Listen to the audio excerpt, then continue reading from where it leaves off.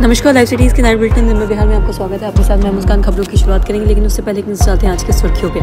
राज्यपाल बोले 5 साल 1 करोड़ रोजगार दिए जाएंगे। बिहार विधान परिषद में नीतीश बने सदन के नेता। अनुपूरक बजट पेश। नरेंद्र नारायण यादव बने बिहार विधानसभा के डिप्टी स्पीकर। औपचारिक ऐलान कल। सदन से तेजस्वी के गायब होने का सवाल सुनकर भड़के हुए भाई वीरेंद्र। शिक्षा मंत्री सुनील बोले शिक्षा पर बहुत काम हुआ है। पटना डीएम ने सभी 26 अंचलों के सीओ को सख्त निर्देश दिए। छपरा में इनकाउंटर। शराब माफिया को दौड़ाकर मारी गोली। अररिया में स्कूल जाते वक्त बीपीएससी शिक्षिका का हत्या। बिहार के सरकारी स्कूलों में 2026 की छुट्टियां का नया कैलेंडर जारी। सुपौल में भीषण अगलगी, 2 बच्चे जिंदा जले। अब खबरें विस्तार से।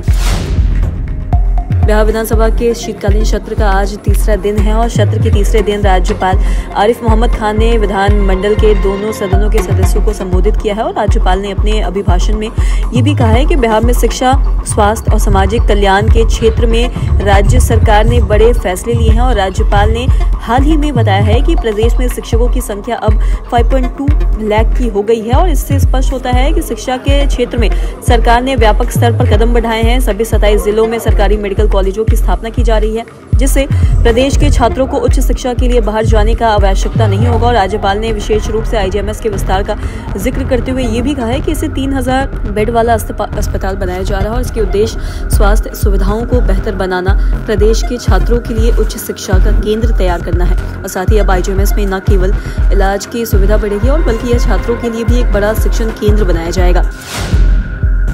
बिहार विधान परिषद में नीतीश बने सदन के नेता। अनुरूपक बजट पेश। बिहार विधानसभा के बजट विधान परिषद में भी मुख्यमंत्री नीतीश कुमार सदन बन गए हैं। और बता दें कि विधान परिषद की कार्यवाही के दौरान सभापति ने उन्हें सदन का नेता घोषित किया है। विधानसभा में 91,7.1135 करोड़ के द्वितीय अनुरूपक बजट पेश किया गया है। तो वहीं आपको बता दें कि वित्त मंत्री विजेंद्र प्रसाद यादव ने यह बजट पेश किया है। विधान परिषद में द्वितीय अनुरूपक प्रभारी मंत्री दिलीप जायसवाल ने पेश किया। और वहीं भारत के प्रथम राष्ट्रपति देश के रत्न डॉक्टर राजेंद्र प्रसाद की 141वां जयंती के अवसर पर राजेंद्र चौक स्थित उनकी प्रतिमा स्थल पर राजकीय समारोह आयोजित भी किया। नरेंद्र नारायण यादव बने बिहार विधानसभा के डिप्टी स्पीकर। नई सरकार के गठन के बाद बिहार विधानसभा के प्रेक्टिम स्पीकर चुने गए हैं। और नरेंद्र नारायण यादव विधानसभा के उपाध्यक्ष चुने गए हैं और उन्होंने उपाध्यक्ष पद के लिए नामांकन दाखिल किया है। नामांकन की अंतिम तिथि और समय पहले भी नरेंद्र नारायण यादव का एकमात्र नामांकन हुआ था और इस लिहाजे के उनका बिहार विधानसभा का डिप्टी स्पीकर बनना तय। और साथ ही 4 दिसंबर को इसका औपचारिक ऐलान भी कर दिया जाएगा।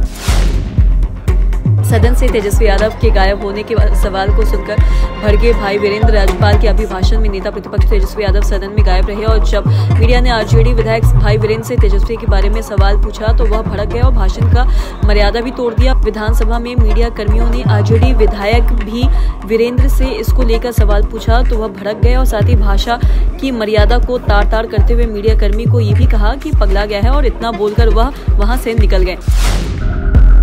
बिहार विद्यालय परीक्षा समिति बीएसईबी देश के प्रथम राष्ट्रपति डॉक्टर राजेंद्र प्रसाद की जयंती पर मेधा दिवस समारोह का आयोजन किया गया। और पटना के ज्ञान भवन में इंटर और मैट्रिक परीक्षा 2025 के टॉपर्स को सम्मानित किया गया है। और समारोह में मुख्य अतिथि शिक्षा मंत्री सुनील कुमार रहे और उनके साथ अपर मुख्य सचिव डॉक्टर विजेंद्र पैच, डॉक्टर बी राजेंद्र और समिति के अध्यक्ष सह प्रधान सचिव आनंद किशोर भी मौजूद रहे। और शिक्षा विभाग के अपर मुख्य सचिव बी राजेंद्र ने यह भी कहा कि जिन्हें भी आज सम्मानित किया जा रहा है, मुख्यमंत्री नीतीश कुमार के निर्देश से शिक्षा विभाग में बहुत काम हो रहा है।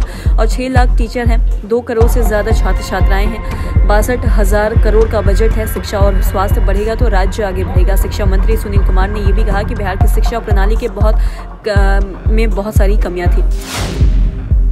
पटना के जिलाधिकारी डॉक्टर त्यागराजन एसएम ने राजस्व कार्यों की समीक्षा बैठक में 26 अंचलों के अंचल अधिकारियों सीओ को 9 दिसंबर तक सरकारी जमीन की विस्तृत सूची तैयार कर रिपोर्ट सौंपने का निर्देश दिया है। और इस सूची के आधार पर जिला में लैंड बैंक बनाया गया है। तो वहीं साथ ही में सूची तैयार होने के बाद सरकारी जमीन पर हो रहे अतिक्रमण को हटाने की कार्रवाई शुरू की जाएगी। और बैठक में डीएम ने ऑनलाइन दाखिल खारिज, परिमार्जन और प्लस ई मापी और अभियान बेसरा जैसी महत्वपूर्ण राजस्व सेवाओं के लंबित मामलों को शीघ्र निष्पादित करने का भी निर्देश दिया। उन्होंने ये भी कहा कि आम लोगों को त्वरित सेवा मिले और इसके लिए सभी सीओ कार्य में तेजी लाए।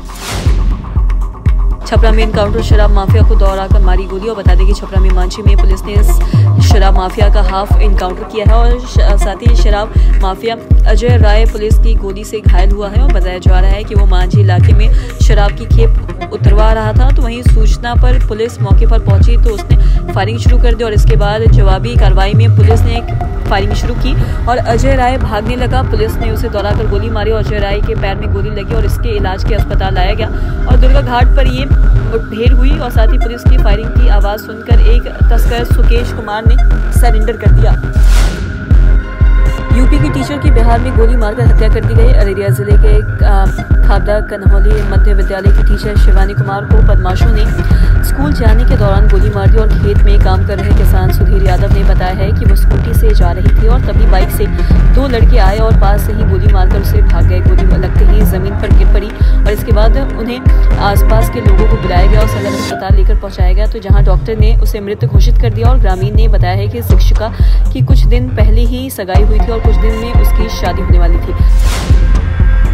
बिहार के सरकारी स्कूलों में नए वर्ष की छुट्टियों को लेकर शिक्षा विभाग ने नए कैलेंडर जारी कर दिए हैं और इस कैलेंडर के अनुसार स्कूलों में 75 दिनों की छुट्टियां होंगी और इसमें अगर सप्ताह के सभी रविवारों की संख्या को घटा दिया जाएगा और शेष छुट्टियां 65 दिन होगी। और इस बार छुट्टियों का बंटवारा इस तरह किया गया है कि छात्रों और शिक्षिकाओं को दोनों को पर्याप्त अवकाश मिले सके और साथ ही पढ़ाई भी प्रभाव ना पड़े। छात्रों को गर्मियों की तेज गर्मी से राहत देना और परिवार के साथ समय बिताने का अवसर प्रदान करना है। और बिहार में गर्मियों की छुट्टियों का समय आमतौर पर मई और जून के महीनों में आता है।